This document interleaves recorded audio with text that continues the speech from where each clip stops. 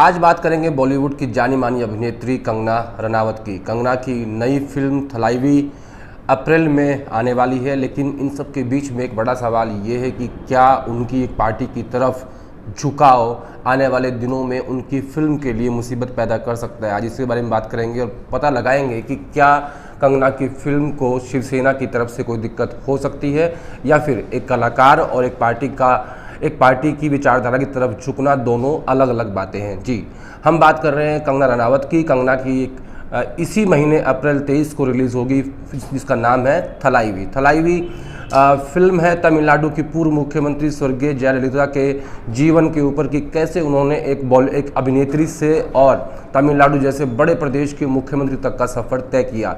ये फिल्म तमिल में होगी और इसके बाद इसके कुछ हिंदी वर्जन भी लॉन्च हो सकते हैं। लेकिन इन सब के बीच में एक बड़ा सवाल ये है कि क्या कंगना और महाराष्ट्र सरकार, उद्धव ठाकरे की सरकार के बीच चल रही तनातनी इस फिल्म के ऊपर भारी पड़ सकती है। ये अपने आप में एक बड़ा सवाल है जिसके ऊपर आज हम चर्चा करेंगे। दरअसल महाराष्ट्र सरकार और ख़ासतौर पर शिवसेना और कंगना के बीच की लड़ाई किसी से छुपी नहीं है। आपने कुछ ही दिन पहले देखा होगा कि जब से सुशांत सिंह राजपूत का केस आया और कंगना ने उद्धव ठाकरे पर निशाना साधना शुरू किया, उसके बाद से उनके साथ केंद्र सरकार खड़ी दिखाई दी। जब वो हिमाचल प्रदेश में थी तो उन्हें सीआरपीएफ की सिक्योरिटी दे दी गई थी और तस्वीरों में आपको याद होगा कि वो फ़ोटो सोशल मीडिया पर वायरल भी हुई थी कि जब चंडीगढ़ के एयरपोर्ट पर कंगना पहुंची थी, उन्हें चारों तरफ से सिक्योरिटी फोर्सेस के गार्ड्स ने घेरा हुआ था। उसके बाद महाराष्ट्र की सरकार ने, खासतौर पर संजय राउत ने उन्हें निशाने पर लेना शुरू किया था कि देखिए ये किसके इशारे पर महाराष्ट्र सरकार के खिलाफ एक मुहिम चला रही हैं। उन सब के बीच में फिर कंगना और बीएमसी के बीच झगड़ा हुआ। बीएमसी ने उनका दफ्तर तोड़ दिया, जिसके बाद कंगना खुलकर सामने आई। उन्होंने उद्धव ठाकरे को लेकर कई सारे सवाल पूछे। सुशांत सिंह राजपूत केस में भी कंगना ने साफ तौर पर ये आरोप लगाया था कि मुंबई पुलिस बायस्ड है, सुशांत का मर्डर हुआ है, उन्होंने सुसाइड नहीं की है। उन सब के बाद कंगना और महाराष्ट्र सरकार के बीच झगड़ा चलता रहा। लेकिन कंगना कोई पहली एक्ट्रेस नहीं है जिनका कोई झुकाव किसी पॉलिटिकल पार्टी की तरफ रहा है। इससे पहले भी आपको याद करा दूं कि अमिताभ बच्चन जब अपने पीक पे थे, उस वक्त उनकी दोस्ती जो गांधी परिवार के साथ थी और वो राजीव गांधी के दोस्त थे, उन्होंने चुनाव भी लड़ा था। लेकिन जब उन्होंने समझा कि राजनीति और एक्टिंग दोनों साथ साथ नहीं हो सकती, तो अमिताभ बच्चन वापस बॉम्बे चले गए। उन्होंने अपना राजनीतिक कैरियर छोड़ दिया। इसी के साथ ऐसे ही धर्मेंद्र भी जाने माने फिल्म स्टार हैं, वो भी पॉलिटिक्स में आए, लेकिन फिर वो भी वापस चले गए। लेकिन कंगना एक ऐसी एक्ट्रेस है आज की डेट में कि जिनकी फिल्म, जिनका अभिनय लोग पसंद करते हैं, जिनके जो कैरेक्टर है उनको याद रखा जाता है। जैसे कि तनु वेट्स मनु का वो कुसुम कैरेक्टर जो आज भी सबको याद है, उसे कोई भूलता नहीं है। उसमें एक डायलॉग था, कंगना अपने पति को लेकर कहती हैं कि देखिए कितना मोटा हो गया, अदरक की तरह कहीं से भी फूल जाता है। तो इस तरह के अभिनय को लेकर उनको जाना जाता है। वो कोई ऐसी एक्ट्रेस उनके पास काम नहीं है, ऐसा नहीं है, उनके पास बहुत काम है, उन्हें अच्छे अच्छे कैरेक्टर्स करने को मिलते हैं।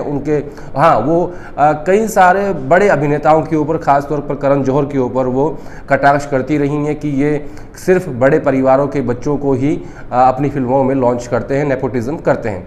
तो इन सब के बीच में जो कंगना की मूवी आएगी, क्या उसे लेकर शिवसेना खासतौर पर एक कलाकार की मूवी और दूसरा उनका एक पार्टी की तरफ झुकाव, इन दोनों को अलग अलग रख पाएंगी, ये अपने आप में एक बड़ा सवाल है।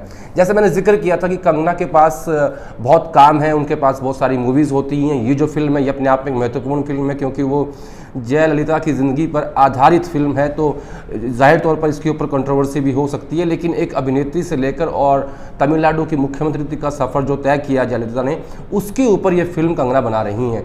तो इन सब के बीच में एक बड़ा सवाल यही है कि क्या थलाइवी फिल्म को महाराष्ट्र में कोई परेशानी हो सकती है या फिर इन सब को भुलाकर एक कलाकार की ज़िंदगी अलग और एक पार्टी की तरफ झुकाव होना या एक विचारधारा की तरफ झुकाव होना, ये दोनों अलग अलग चीज़ें हैं। क्योंकि ऐसे और भी बहुत सारे एक्टर हैं इस वक्त बॉलीवुड में जो प्रेजेंट जो केंद्र सरकार है उसके साथ उनका झुकाव दिखाई देता है, जिसमें अजय देवगन हैं, अक्षय कुमार हैं, अनुपम खेर हैं, और भी कई सारे एक्टर हैं। लेकिन वो लोग खुल के सामने नहीं आते हैं जिस तरीके से कंगना रनावत ने अपना पक्ष सरकार के लिए रखा है। और उन्होंने प्रधानमंत्री मोदी के इन 7 साल के कामों की भी बहुत सराहना की है, यानी खुल के उन्होंने प्रशंसा की है। तो ऐसे में एक बड़ा सवाल इस वक्त यही है कि क्या कंगना रनावत की आने वाली फिल्म को लेकर खासतौर पर विपक्षी पार्टियां जो उनका विरोध करती रही हैं, जिसमें शिवसेना के साथ साथ कांग्रेस भी शामिल है और महाराष्ट्र में 3 पार्टियों की सरकार है जिसमें एनसीपी, कांग्रेस और शिवसेना है।